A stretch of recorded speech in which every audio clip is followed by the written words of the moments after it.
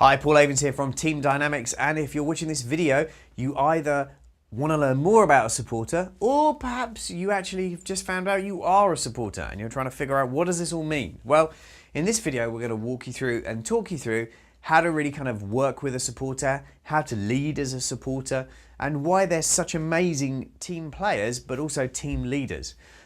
But here's the challenge, the biggest single thing that supporters struggle with, what they need from a team to actually shift to a higher level of performance. So in order to give you that information, we're going to take you over to the visuals where I can give you a deep dive on the supporter profile and show you a couple of examples that I think you're really going to find interesting of clients we've worked with, their profiles, and how we help shift them to a different level. Let's head to the visuals.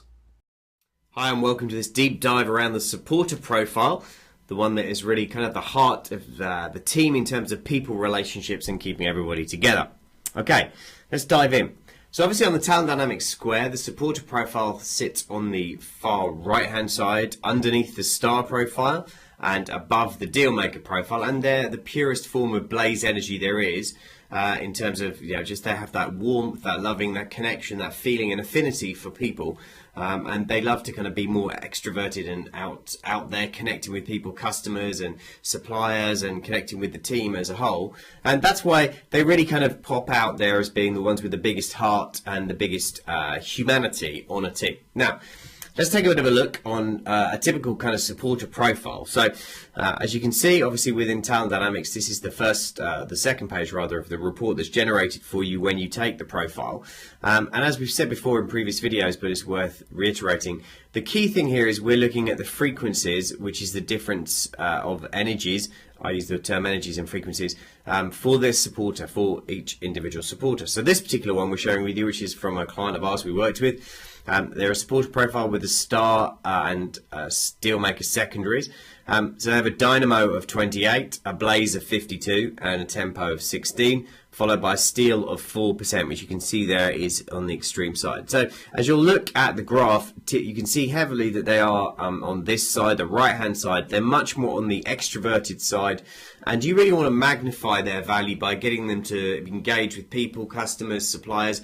In fact, the more you put them around people, the better value they're going to add to you as a business and as a leader.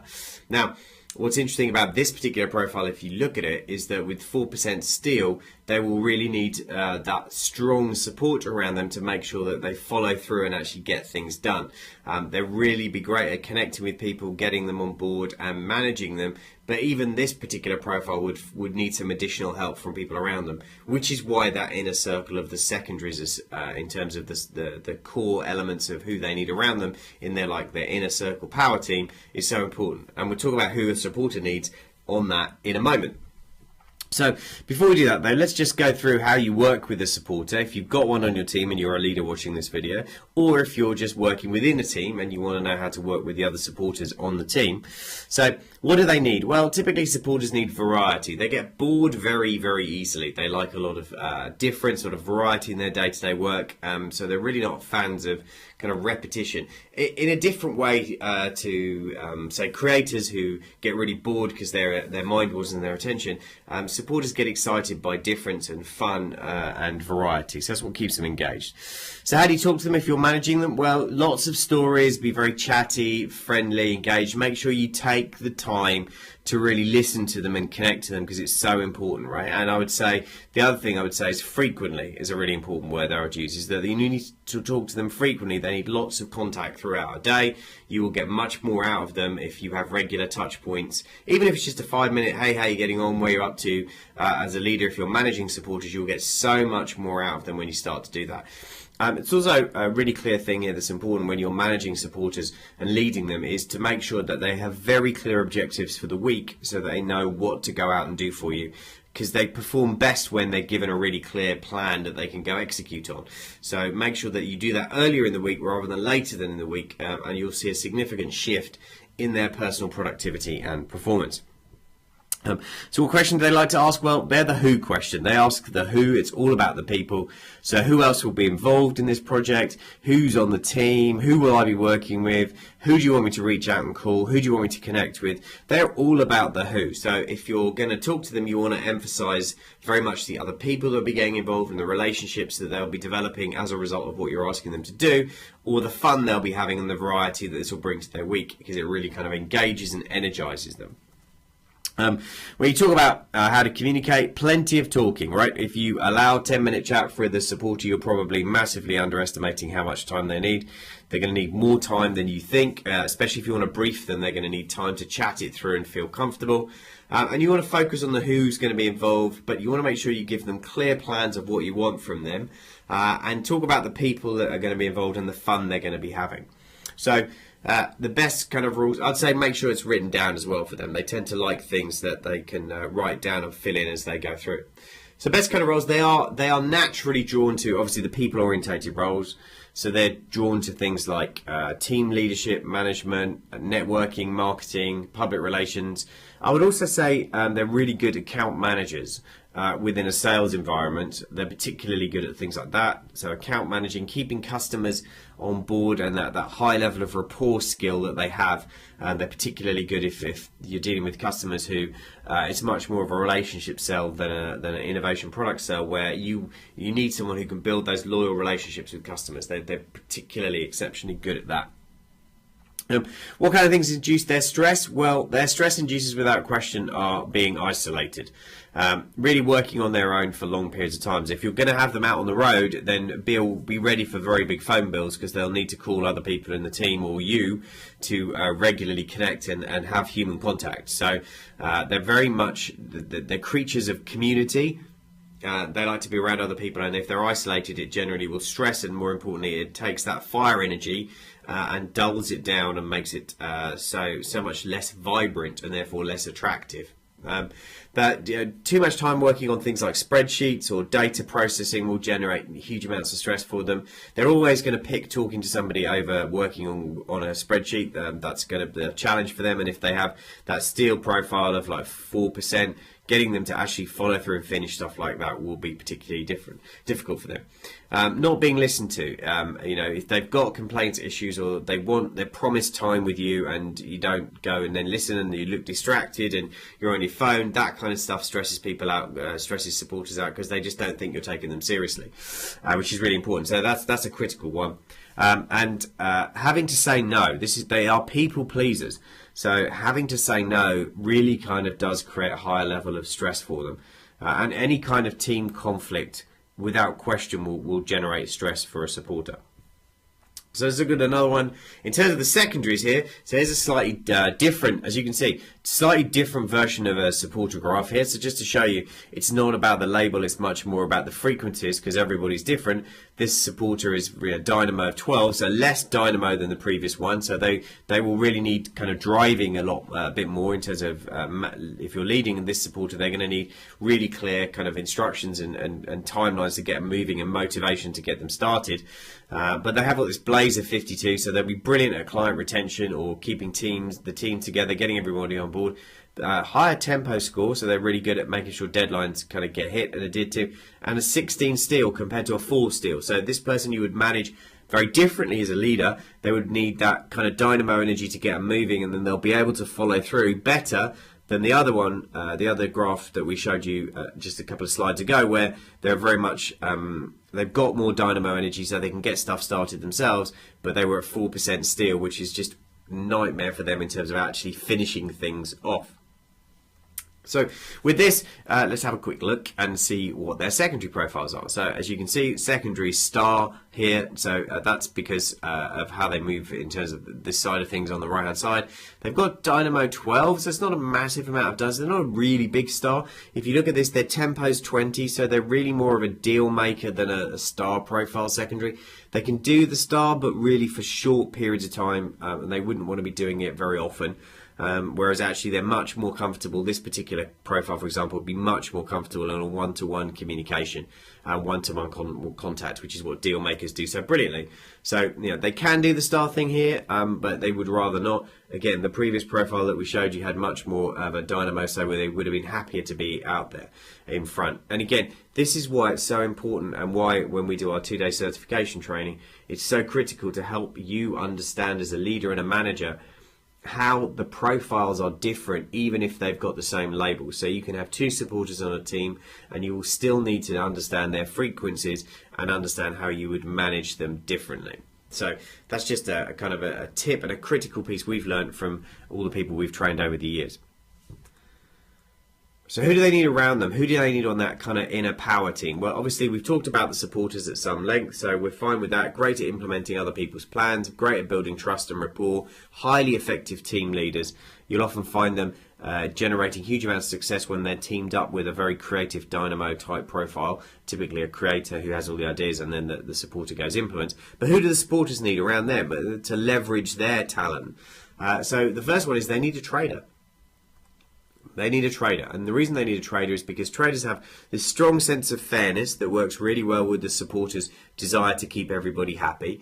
They're very, very customer focused on about great service and giving the fantastic customer service and support, but they're able to bring that element of deadlines and timing to keep the supporters on track, because the challenge for supporters is sometimes they'll talk so much they actually forget to get around to getting things done on time, and traders bring that little bit of that accountability and that sense of timing to make sure that happens.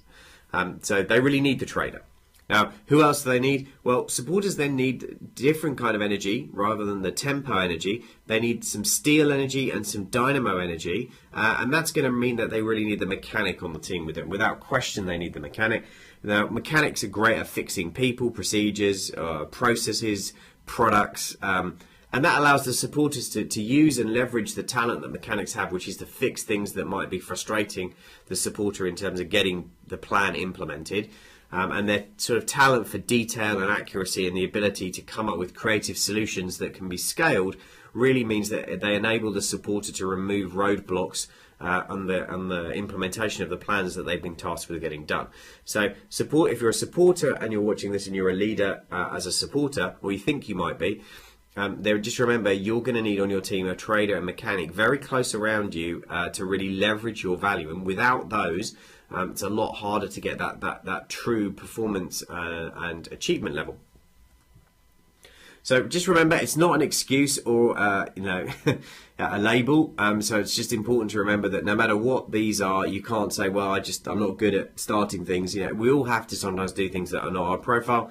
But that's why it's important to understand and be aware of the secondaries and how to tap into the power of your star, if you're a supporter, or your deal maker, to really lean on those. As I've said before, again, they're a little bit like the stabilizers. You're able to use them, but for shorter periods of time. So putting this kind of supporter profile in a blue sky meeting, for example, they would be able to have a little bit of contribution, but where they'd be best is taking the plan that comes out of a blue sky meeting and making sure it gets implemented and done and briefed into a whole team, and get the team sold on the idea and get them behind the idea that the creators come up with in the blue sky meeting. So hopefully that makes some sense for you, but remember, it's not a label or an excuse, so you can't use your profile as an excuse for poor behavior or not being good at something.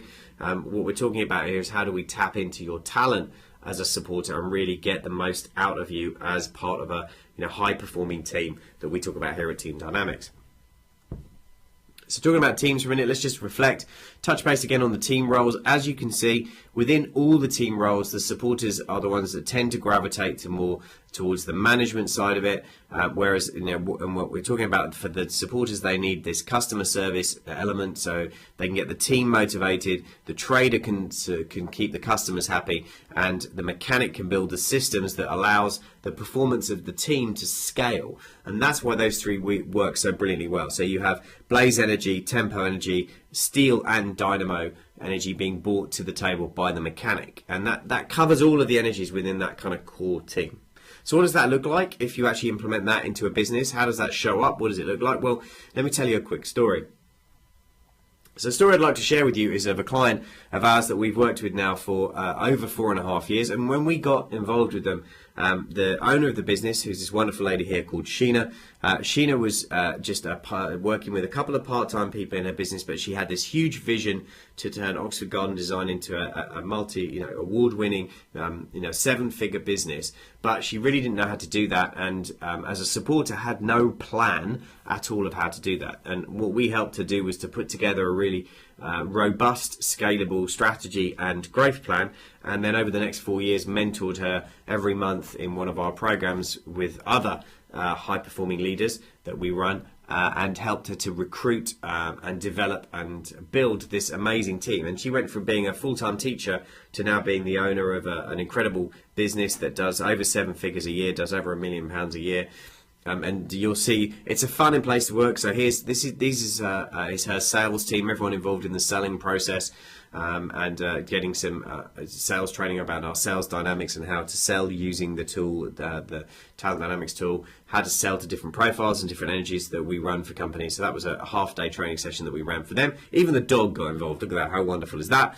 And on the left-hand side here, you've got a picture here of, these are all of her guys on site. These are all the construction and the landscapers and the plant experts that she has. She now has a team of over, I think it's about 28 people, going up to 30 in the over 30 in the summer season.